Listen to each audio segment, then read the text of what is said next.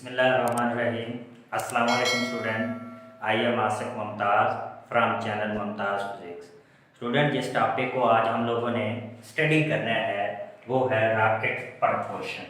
Student, आप लोगों की ऑब्जर्वेशन होगी कि जो रॉकेट है वो स्पेस के अंदर फॉरवर्ड डायरेक्शन के अंदर मूव करता है, यानी रॉकेट जो है वो स्पेस के अंदर अपवर्ड क्या कर रहा होता है, मूव कर रहा होता है। तो यहाँ पे वर्ड प्रपोर्शन की मीनिंग को हम स्टूडेंट समझने की कोशिश करते हैं। अब प्रपोर्शन का मतलब है कि फॉरवर्ड मूव करना, यानी आगे की डायरेक्शन में जो रॉकेट है वो मूव कर रहा होगा, यानी फॉरवर्ड मूव कर रहा होगा। तो यहाँ पे जो हमने स्टडी करना है वो रॉकेट प्रपोर्शन को स्टडी करना है कि रॉकेट स्पेस के अंदर कैसे फॉरवर्ड मूव करेगा। फर्स्ट ऑफ ऑल स्टूडेंट, हम इसके लॉ को स्टडी करेंगे कि जो रॉकेट जब मूव करता है तो किस लॉ के ऊपर बेस करता है। स्टूडेंट, ये बात याद रखें, रॉकेट फॉरवर्ड मूव करते हुए दो लॉज के ऊपर बेस करता है। Number one student, rocket base करता है law of conservation of momentum, law of conservation of momentum. और नंबर टू पे स्टूडेंट रॉकेट जिस लॉ पे बेस करता है वो है Newton third law of motion. तो स्टूडेंट, जो रॉकेट है इन दो लॉज के ऊपर बेस करके फॉरवर्ड क्या करता है, मूव करता है। आगे जब हम इसको एक्सप्लेन करेंगे तो फिर देखेंगे कि law of conservation of momentum किस वक्त अप्लाई होता है और Newton third law of motion किस वक्त जो है इस रॉकेट की मोशन के ऊपर अप्लाई होता है। नेक्स्ट स्टूडेंट, हम इसकी कंस्ट्रक्शन को देख लेते हैं कि जो हमारा रॉकेट है ये किस तरह कंस्ट्रक्ट किया होता है। स्टूडेंट, रॉकेट के फर्स्ट ऑफ ऑल हम मेन कंपोनेंट्स या मेन पार्ट्स को स्टडी कर लेते हैं। स्टूडेंट, रॉकेट का जो सबसे मेन पार्ट है वो इसका कंबस्चन चैम्बर है। अब कंबस्चन चैम्बर क्या है, यहाँ पे मुख्तलिफ फ्यूल्स को बर्न करवाया जाता है, यानी रॉकेट का जो फ्यूल है उस फ्यूल को इस चैम्बर के अंदर बर्न करवाया जाएगा। अब रॉकेट का जो इंजन होता है वो इंजन क्या करता है, यहाँ पे जो गैसेस बर्न होंगी, जो फ्यूल बर्न होगा उसके नतीजे में जो गैस प्रोड्यूस होगा उन गैसेस को बाहर एग्जॉस्ट करना है। यानी जो मेन कंपोनेंट है यहाँ पे वो कंबस्चन चैम्बर है और कंबस्चन चैम्बर में फ्यूल बर्न होने की वजह से गैसेस प्रोड्यूस होगी। और जो उसका इंजन होता है रॉकेट के इंजन का काम क्या है कि बर्न होने से कंबस्चन चैम्बर के अंदर जितनी गैसेस प्रोड्यूस हुई हैं उन गैसेस को डाउनवर्ड डायरेक्शन के अंदर रॉकेट की टेल से बाहर निकालना होता है। नेक्स्ट इसके बाद स्टूडेंट, जो फ्यूल होता है रॉकेट का फ्यूल लिक्विड हाइड्रोजन पर मुश्तमिल होता है और इसके अलावा लिक्विड ऑक्सीजन भी होती है। वैसे सॉलिड की फॉर्म में भी इसका फ्यूल हो सकता है, सॉलिड हाइड्रोजन और सॉलिड ऑक्सीजन की फॉर्म में भी इसका फ्यूल हो सकता है। तो स्टूडेंट, अब इसका जो फ्यूल है वो लिक्विड की फॉर्म में भी हो सकता है, सॉलिड की फॉर्म में भी हो सकता है। अब ये लिक्विड हाइड्रोजन होगी या फिर क्या होगा, लिक्विड ऑक्सीजन, या सॉलिड हाइड्रोजन होगी या सॉलिड ऑक्सीजन की फॉर्म में भी हम इसके फ्यूल को यूज कर सकते हैं। और हमारे इस केस में हम फ्यूल को लिक्विड की फॉर्म में लेके जा रहे हैं। अब स्टूडेंट, क्वेश्चन ये है कि हम ऑक्सीजन को क्यों लेके जा रहे हैं। स्टूडेंट, आप लोग जानते हैं कि रॉकेट ने बहुत ज़्यादा हाइट तक स्पेस के अंदर जाना होता है। अब आप जानते हैं जैसे जैसे हाइट पे चीज़ जाती जाती है तो एयर का जो प्रेशर है वो कम होता जाता है, यानी जो ऑक्सीजन की अमाउंट है वो कम होती जाती है। और आपने पढ़ा है कि रॉकेट के अंदर कंबस्चन होती है और आप जानते हैं कंबस्चन के लिए ऑक्सीजन लाजमी तौर पर रिक्वायर होता है। अब जब बर्निंग का प्रोसेस होगा तो ऑक्सीजन चाहिए होगी। ये जो हम लिक्विड ऑक्सीजन लेके गए थे वो जब बहुत ज़्यादा हाइट पे रॉकेट पहुंच जाता है तो इस ऑक्सीजन को वो यूज़ करेगा जो कंबस्चन चैम्बर में यूज़ होगी एज ए बर्निंग के प्रोसेस के लिए, यानी बर्निंग को हेल्पफुल करने के लिए हम ऑक्सीजन को यूज़ करेंगे क्योंकि स्पेस के अंदर जो ऑक्सीजन है वो प्रेजेंट नहीं होती। फिर उसके बाद स्टूडेंट, जो ये रॉकेट है इस रॉकेट का जो 80% मैस है वो इसके फ्यूल पर प्रेजेंट होता है। स्टूडेंट, अगर हम कंसीडर करें एक एग्जांपल कि अगर इस रॉकेट का सपोज जो मैस है वो 100 kg है, तो उसमें से जो 80 केजी इसका मास है वो रॉकेट के फ्यूल पर क्या होगा, मुश्तमिल होगा। तो यानी रॉकेट का जो मोस्ट पार्ट है स्टूडेंट उसके फ्यूल पर प्रेजेंट है। तो 100 केजी में से 80% जो इसका मास हो गया वो फ्यूल पर हो गया, यानी रॉकेट का जो ज्यादा मास होगा वो फ्यूल पर मुश्तमिल होगा। अब स्टूडेंट एक बात याद रखें, रॉकेट का जो मास है ये कंपार्टमेंट के फॉर्म में होता है, यानी इसका जो सारा फ्यूल है वो इकट्ठा नहीं होता। यहाँ पे उसके क्या बने होते हैं, इस तरह से छोटे छोटे रॉकेट यहाँ पे इसकी टेल के साथ अटैच होते हैं जिनके अंदर फ्यूल होता है। अब जब रॉकेट स्टार्ट होता है तो fuel at a time burn नहीं होता, क्या होता है कि एक पार्ट जो है वो फ्यूल का बर्न आउट होता है।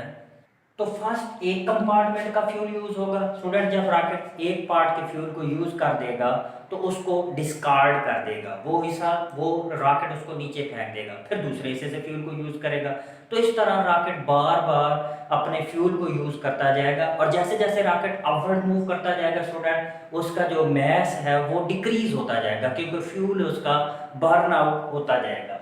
अब स्टूडेंट हम सपोज करते हैं कि जो एक टिपिकल रॉकेट है, टिपिकल रॉकेट के अंदर क्या होता है, जो फ्यूल कंज्यूम होता है, फ्यूल कितना कंज्यूम होता है स्टूडेंट, 1 सेकंड के अंदर जो फ्यूल कंज्यूम होगा वो होगा 10,000 किलोग्राम पर सेकंड के लिए रॉकेट का जो फ्यूल है वो कंज्यूम होता है। और जब इतना फ्यूल कंज्यूम होगा, क्योंकि आप जानते हैं शुरू में जब रॉकेट अप थ्रस्ट मूव करता है तो उस वक्त जो फोर्स ऑफ ग्रेविटी है वो लार्ज अमाउंट उसके ऊपर एक्ट कर रही होती है। अब उस ग्रेविटी को रॉकेट ने ओवरकम करना होता है, उस ग्रेविटी के अगेंस्ट वर्क डन करना होता है, तो लार्ज अमाउंट ऑफ फ्यूल जो है वो बर्न आउट होता है। तो कितना फ्यूल बर्न होता है स्टूडेंट, 10,000 केजी पर सेकंड के अंदर जो फ्यूल है वो बर्न हो रहा होता है। और उस जब ये फ्यूल बर्न होता है तो रॉकेट की टेल से जो गैसेस हैं वो आउटवर्ड डायरेक्शन के अंदर एग्जॉस्ट होती हैं, गैसेस बाहर निकलती हैं। अब जब गैसेस जो बाहर निकलती हैं उनकी जो स्पीड है वो होती है 4000 मीटर पर सेकेंड। इस स्पीड के साथ रॉकेट की टेल से जो गैसेस हैं वो बाहर निकालते हैं। अब रॉकेट के इंजन का स्टूडेंट वर्क क्या है कि जो गैसेस बर्न हुई हैं उन गैसेस को बैक एग्जॉस्ट करना। अब स्टूडेंट यहाँ पे law of conservation of momentum apply होगा, यानी जितनी रॉकेट की टेल से जो गैसेस हैं वो बैकवर्ड डायरेक्शन के अंदर यानी उसकी टेल से डाउनवर्ड डायरेक्शन के अंदर बाहर निकलेंगे, उतना ही रॉकेट जो है मोमेंटम गेन करेगा, रॉकेट उतना ही फॉरवर्ड डायरेक्शन में क्या करेगा, मूव करेगा। तो स्टूडेंट रॉकेट मोमेंटम को लॉस कर रहा है कब, कि जब इसकी गैसेस बाहर आउटवर्ड डायरेक्शन के अंदर इसकी टेल से डाउनवर्ड डायरेक्शन के अंदर एग्जॉस्ट हो रही हैं, उतना ही मोमेंटम रॉकेट फॉरवर्ड डायरेक्शन के अंदर गेन करेगा। तो यानी यहाँ पे law of conservation of momentum क्या होगा, अप्लाई होगा। अब न्यूटन थर्ड लॉ स्टूडेंट कैसे अप्लाई होगा, जिस स्पीड के साथ यहाँ से गैसेस डाउनवर्ड डायरेक्शन के अंदर निकलेंगे उसी ही मैग्नीट्यूड के साथ, उसी ही वेलोसिटी के साथ जो रॉकेट है वो फॉरवर्ड यानी अपवर्ड डायरेक्शन में क्या करेगा, मूव करेगा। अब यहाँ पे क्या हो रहा है, law of conservation of momentum भी अप्लाई हो रहा है और न्यूटन थर्ड लॉ भी स्टूडेंट क्या हो रहा है, अप्लाई हो रहा है। यहाँ से हम स्टूडेंट इसकी इक्वेशन को ड्रा कर लेते हैं। स्टूडेंट हमने एक टॉपिक पीछे पढ़ा था कि एक आपने हॉरिजॉन्टल पाइप लिया था और उसमें से वाटर फ्लो कर रहा था, तो वहां पे हमने फोर्स की एक इक्वेशन पढ़ी थी। स्टूडेंट ये हमने इक्वेशन पढ़ी थी, F is equal to m/t into v, ये हमने एक फोर्स की स्टूडेंट इक्वेशन पढ़ी थी। अब स्टूडेंट हमने टिपिकल इसमें पढ़ा है रॉकेट के अंदर जो फ्यूल कंज्यूम हो रहा है 1 सेकंड के अंदर, वो कंज्यूम हो रहा था 10,000 किलोग्राम पर सेकंड, ये फ्यूल कंज्यूम हो रहा है। तो 1 सेकंड में जब ये फ्यूल कंज्यूम हो रहा है तो इस रिलेशन को स्टूडेंट हम यूं लिखेंगे, F is equal to m। अब t की बजाय हम स्टूडेंट क्या लिख देंगे, यहाँ पे 1 लिख देंगे और यहाँ पे ये क्या आ जाएगा, v।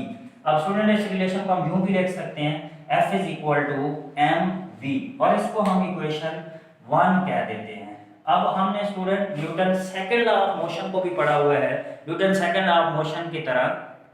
तो Newton second law of motion के मुताबिक स्टूडेंट आप जानते हैं F इज इक्वल टू क्या होता है, ma। अब स्टूडेंट यहाँ पे अगर हम इस मैस की बात करें तो ये मैस उस फ्यूल से जो गैसेस बर्न हुई उन गैसेस का जो मैस बाहर एग्जॉस्ट हो रहा है तो उसके मैस को रिप्रेजेंट कर रहा है, mass of the gases exhausted, यानी वो गैसेस जो रॉकेट की टेल से आउटवर्ड डायरेक्शन के अंदर निकल रही हैं, और बी उस वेलोसिटी को रिप्रेजेंट कर रही हैं जिस वेलोसिटी के साथ गैसेस इसकी टेल से आउटवर्ड डायरेक्शन के अंदर एग्जॉस्ट हो रही हैं।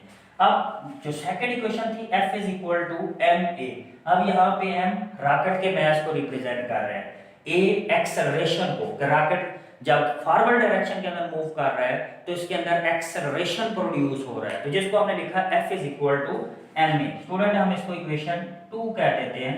नेक्स्ट स्टेप में हमने क्या करना है स्टूडेंट, इन दोनों इक्वेशन को कंपेयर कर लेना है, compare the equation 1 and equation 2। अब स्टूडेंट इनकी लेफ्ट साइड इक्वल है तो राइट साइड भी इक्वल होगी, तो ये हमारा रिलेशन बन जाएगा mv is equal to ma। अब स्टूडेंट हमने एक्सेलरेशन फाइंड आउट करना है। अब एक्सेलरेशन को हम a से रिप्रेजेंट करते हैं, तो a is equal to student हमारा ये रिलेशन बन जाएगा a is equal to mv over m, यानी जो एक्सेलरेशन है वो किस चीज के इक्वल आ गया, a is equal to mv over m। अब स्टूडेंट ये जो कैपिटल M था ये रॉकेट के मास को रिप्रेजेंट कर रहा था, और आप जानते हैं जैसे जैसे रॉकेट फॉरवर्ड मूव करता जाएगा इसका जो मास है वो डिक्रीज होता जाएगा। मास क्यों डिक्रीज होगा कि इसका फ्यूल जो है वो बर्न होता जाएगा। हमने कहा था कि जो 80% रॉकेट का जो मास है वो इसके फ्यूल पर प्रेजेंट है। अब जैसे जैसे रॉकेट फॉरवर्ड मूव करेगा फ्यूल बर्न आउट होगा, जब फ्यूल बर्न आउट होगा तो मास डिक्रीज होगा, और आप लोग स्टूडेंट रिलेशन से देख रहे हैं कि एक्सेलरेशन का मास के साथ इनवर्स रिलेशन आ रहा है, यानी जैसे जैसे मास डिक्रीज होता जाएगा ऊपर जाते हुए रॉकेट का जो एक्सेलरेशन है वो क्या होता जाएगा, इंक्रीज होता जाएगा। और दूसरी ये बात आप ये भी जानते हैं जैसे जैसे रॉकेट अपवर्ड मूव करेगा तो ग्रेविटी की फोर्स भी कम होती जाएगी और रॉकेट का एक्सेलरेशन क्या होता जाएगा, बढ़ता जाएगा। तो जैसे जैसे रॉकेट स्पेस के अंदर फॉरवर्ड मूव करता जाएगा अपवर्ड डायरेक्शन में, इसका जो एक्सेलरेशन है वो डिक्रीज होता जाएगा क्योंकि रॉकेट का फ्यूल बर्न आउट होता जाएगा। हमने कहा था कि रॉकेट का जो फ्यूल है वो कंपार्टमेंट की फॉर्म में होता है, मुख्तलिफ इसके साथ रॉकेट अटैच होते हैं। पहले एक कंपार्टमेंट का फ्यूल बर्न होता है तो रॉकेट उस कंपार्टमेंट को डिस्कार्ड कर देता है, फिर दूसरे को, फिर तीसरे को, तो बारी बारी हर कंपार्टमेंट में से फ्यूल यूज होता जाएगा। उस कंपार्टमेंट को रॉकेट जो है वो डिस्कार्ड करता जाएगा, यानी बाहर फेंकता जाएगा, और इस तरह आहिस्ता आहिस्ता इसका फ्यूल बर्न होता जाएगा, मास कम होता जाएगा और एक्सेलरेशन इंक्रीज होता जाएगा। स्टूडेंट अगर आपको इस टॉपिक में कोई प्रॉब्लम आ रहा है तो आप कमेंट बॉक्स में कमेंट कर सकते हैं, और अगर आपको हमारा चैनल अच्छा लग रहा है तो हमारी वीडियोस अच्छी लग रही है तो आप हमारे चैनल को सब्सक्राइब करें, लाइक करें और शेयर करें। अल्लाह हाफिज़।